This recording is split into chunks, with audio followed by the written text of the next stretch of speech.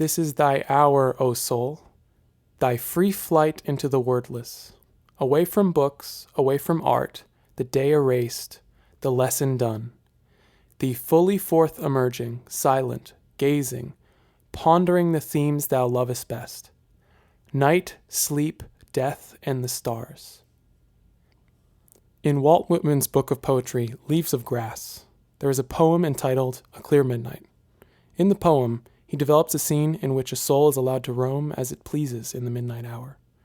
I find his description of the soul's freedom to be a telling indicator of the state of the person to which the soul belongs.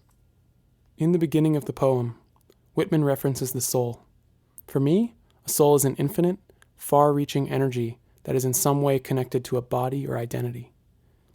It is connected to a person with problems, thoughts, relationships, goals, and triumphs. Is the soul that Whitman references trapped in the musings of everyday life? Is the soul so burdened with the day that it yearns for its hour of freedom in the night? Wordless. It is a practically unfathomable existence to a modern Homo sapien. He goes on to say, away from books, away from art, the day erased, the lesson done. To live without words would seem to me to be a torture in itself. Therefore, how bad must the day be for a soul that finds relief in a midnight hour of wordlessness? Books and art are some of the purest and most divine forms of human expression. What does freedom from these channels look like?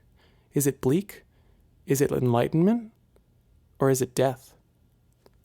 When referring to the soul's action on its midnight quest, Whitman says, "Thee fully forth emerging, silent, gazing, pondering the themes thou lovest best." A soul emerging. To me, this is a representation of death.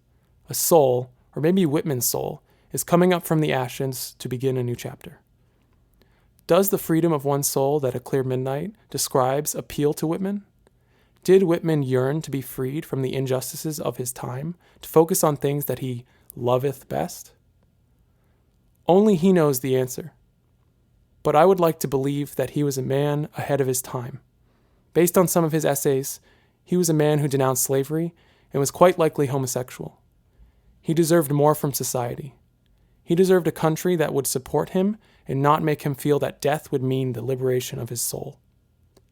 The poem concludes with the line, night, sleep, death, and the stars.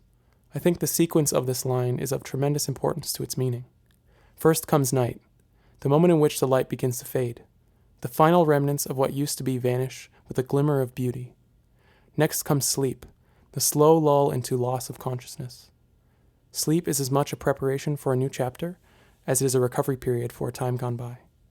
Third is death, the ever-feared darkness that takes away the characteristics that make us uniquely human. I believe that in the poem this death occurs slightly before midnight. Lastly are the stars, the moment of clarity with which all the previous three stages are forgotten. The soul can now gaze to its heart's content. The sky is clear, and the clock has just struck the midnight hour. He is free.